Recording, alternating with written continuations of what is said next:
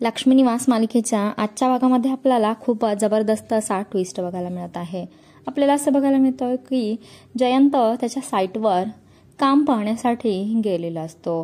तो सर्व पाहत असताना वरून खूप मोठा पाण्याने भरलेला आणि त्याच्यामध्ये ऍसिड मिक्स असलेल्या पाण्याचा एक ड्रम पालता होतो आणि जो की जयंतच्या डोक्यावरून पूर्ण अंगावर सांडलेला असतो। जयंत वर बघत असल्यामुळे ते सर्व पाणी जयंतच्या डोळ्यामध्ये जातं।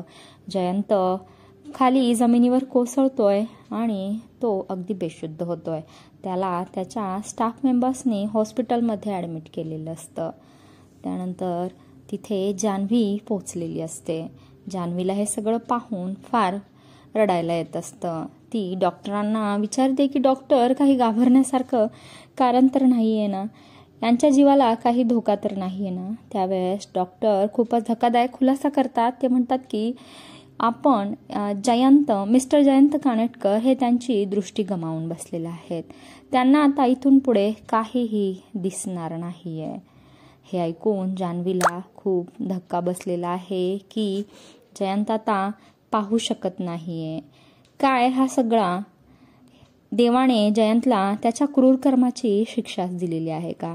त्याने जान्हवीवर अत्यंत अत्याचार केलेले असतात। जान्हवीने ते सहन सुद्धा केलेले असतात आणि त्याचीच खूप खतरनाक अशी शिक्षा देवाने जयंतला दिलेली असते। काय आता जान्हवी जयंतची साथ देईल का? आणि आता जयंतचं पुढील आयुष्य कसं असणार आहे? तो त्याची क्रूर कामं आणि घाणेरडे उपद्व्याप सोडून देईल का? हे बघणं खूप रंजक ठरेल। इकडे सिंचना आता गाडेपाटलांच्या घरी पोहोचलेली असते। तिने घडलेला सर्व प्रकार घरी सांगितलेला असतो। सिद्धू आणि भावना सुद्धा आलेले असतात। तिथेच आजी सिद्धूला म्हणते की सिंचनाकडून आत्ताच्या आत्ता राखी बांधून घे, पण सिद्धू त्याच्या निर्णयावर ठाम असतो।